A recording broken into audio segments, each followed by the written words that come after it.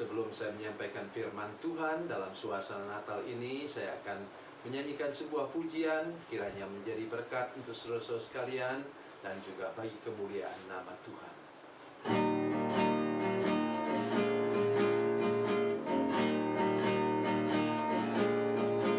Di sawah dan di ladang ku bekerja,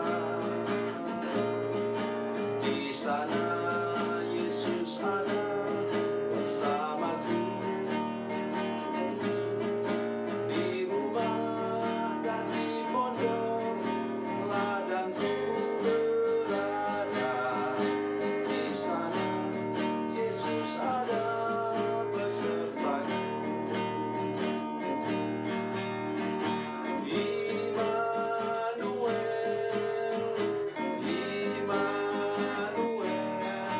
Yesus ada bersamaku. Di siang hari atau di gelap malam, di sana Yesus ada besertaku. Di bukit dan di lembah ku bekerja, di sana Yesus ada bersamaku. Di sungai dan di danau sana ku berada, di sana Yesus ada besertaku.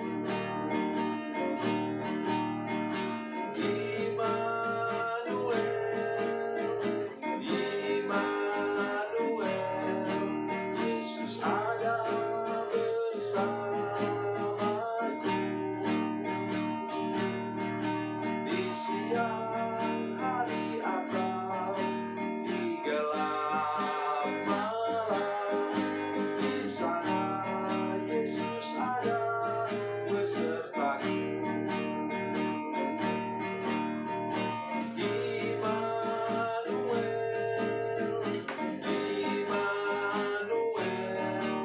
Yesus ada bersamaku. Di siang hari atau di gelap malam, di sana Yesus ada besertaku.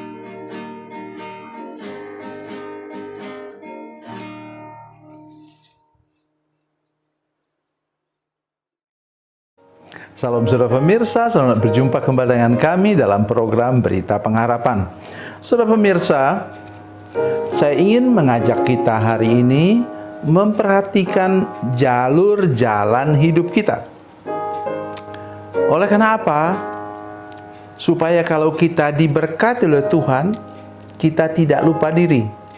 Dan ketika kita terpuruk ke dalam lembah, kita juga tidak menyangkal Tuhan. Mari kita berdoa sebelum kita lebih jauh mendengarkan firman Tuhan ini. Bapa, dalam nama Yesus kami mengucap syukur bahwa Tuhan membawa kami dalam perjalanan hidup ini dengan perjalanan yang indah bersama-sama dengan Tuhan. Oleh sebab itu lindungi kami supaya kami tidak salah sangka kepada maksud dan rencana Tuhan dalam hidup kami. Terima kasih Bapa di surga. Dalam nama Yesus kami berdoa. Haleluya. Amin. Saudara pemirsa, mari kita membaca firman Tuhan hari ini dari Perjanjian Lama, Kitab Keluaran pasal 15 ayat 27.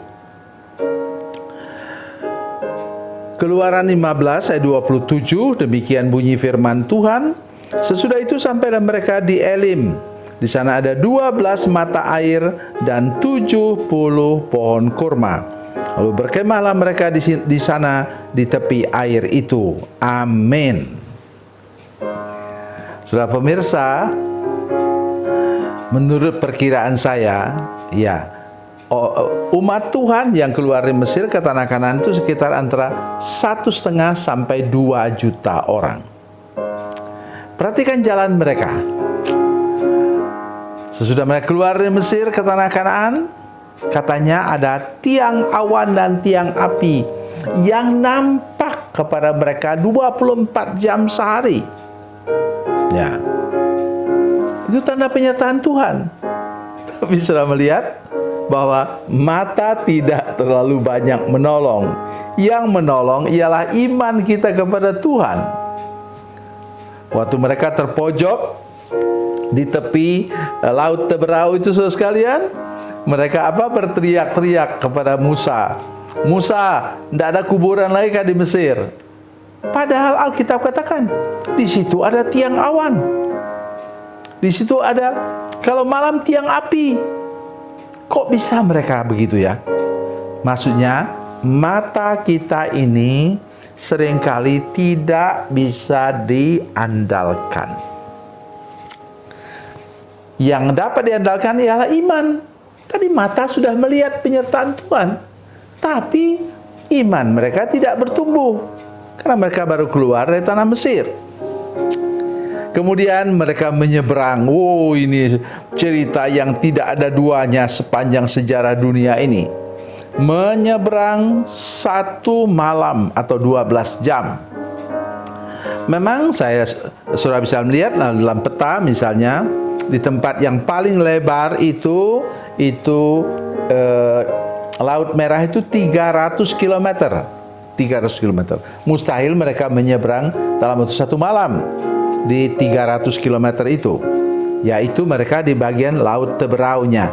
Di bagian dekat Terusan Suez sekarang waktu itu Terusan Suez itu ada di bagian itu yang sempit, yang dapat dijalani. Ingat, mereka berjalan bersama dengan orang-orang lansia dan juga anak-anak, juga ada hewan bersama mereka.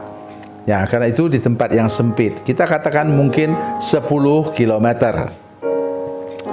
Tetapi itu bagaimanapun juga suatu cerita yang luar biasa, sejarah perjalanan umat Tuhan yang luar biasa. Sampai ke sana saya tahu ketemu apa? Air pahit. Luar biasa saudara sekalian. Ayat 23 tadi pasal 15, sampai mereka Mara, tapi mereka tidak dapat minum air yang di Mara itu karena pahit rasanya. Itu sebabnya dinamai tempat itu Mara. Mara dalam bahasa Ibrani artinya pahit. Saudara perhatikan? Sebenarnya Tuhan mau hidup mereka apa? Bergelombang. Ya. Perjalanan mereka supaya jalan itu indah. Sudah tahu mengapa sering terjadi kecelakaan di jalan tol? Karena di jalan tol itu jalannya rata dan kebanyakan lurus, sehingga kemudian sopir mengantuk dan terjadilah kecelakaan. Di sini maksudnya Tuhan mau supaya mereka, kalau air itu pahit, mereka jangan berteriak-teriak. Saudara-saudara sekalian, kita berhadapan dengan air pahit. Mari kita berpegangan tangan, berdoa, minta Tuhan buat mujizat sehingga air ini menjadi tawar. Tidak, mereka komplain kepada Musa. Sudah bisa lihat kata firman Tuhan ayat 24, lalu bersungut-sungutlah bangsa itu kepada Musa. Tuh lihat, mental itu yang dikikis selama 40 tahun. Nah, saudara pemirsa, bila engkau latar belakang orang yang suka bersungut, suka mengeluh, suka komplain sedikit-sedikit, bersungut kepada hamba Tuhan di gerejamu, mulai sekarang bertobat. Ya, Tuhan mau engkau apa? Berdoa puasa, mengatasi segala masalah, mengatasi penyakit, mengatasi persoalan hidup ini, sehingga engkau dapat dilepaskan dan terangkat dari masalah itu. Sesudah itu, ayat yang kita baca tadi, saudara sekalian. Sesudah itu sampailah mereka di Elim. Di sana ada 12 mata air dan 70 pohon kurma. Lalu berkemahlah mereka di sana di tepi air itu. Luar biasa.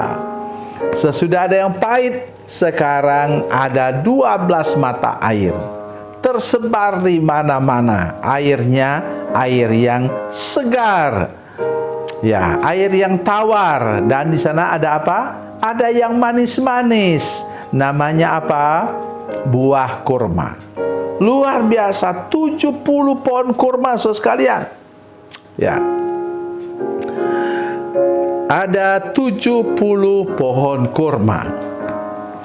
Kalau saya menghitung misalnya, satu tandan pohon kurma itu berapa kilo ya? Mungkin 5 kilo ya. Berapa tandan di situ? Ya. Berapa puluh kilo satu? Kali 70. Lebih daripada cukup untuk makanan yang manis-manis bagi umat Tuhan. Itulah Tuhan kita. Ia mau supaya kita sesudah melewati lembah, kita naik ke gunung. Ia mau supaya kita menikmati hidup ini dengan sukacita. Bukan Ia mau menjerumuskan kita, saudara sekalian. Jauhkan Tuhan daripada kita pikiran yang demikian. Mari kita belajar sekarang. Ingat, kalau kita di lembah, kita tidak bersungut, tidak mengeluh. Tapi kalau kita di puncak, kita tidak menjadi sombong. Tuhan Yesus memberkati, Tuhan Yesus baik. Mari kita berdoa. Bapa, dalam nama Yesus, terima kasih banyak untuk firman Tuhan yang luar biasa ini. Tolong kami supaya kami menjadi umat Tuhan yang setiawan, rendah hati, sabar, berjalan bersama dengan Tuhan. Ya, ketika kami di lembah, kami tidak berteriak, bersungut. Tapi ketika kami di puncak, kami tidak menjadi sombong. Terima kasih Tuhan. Dalam nama Yesus, kami berdoa dan bersyukur. Haleluya. Amin.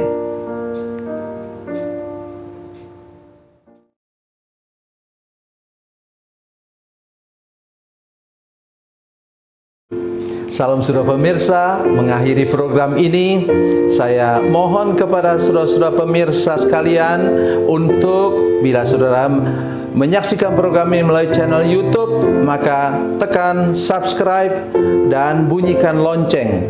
Dan bila saudara menyaksikan program ini melalui channel Facebook, maka tolong saudara-saudara sekalian tekan like dan juga komen. Dan demikian pula bila sudah menyaksikan program Makanan Bergizi hari ini yang tertulis, maka tekan yang sama juga, tekan like dan tekan komen. Dan tolong saudara-saudara sekalian untuk membagikan program ini, share program ini di channel saudara-saudara sekalian, supaya lebih banyak lagi orang diberkati melalui program ini. Tuhan Yesus memberkati, Tuhan Yesus baik.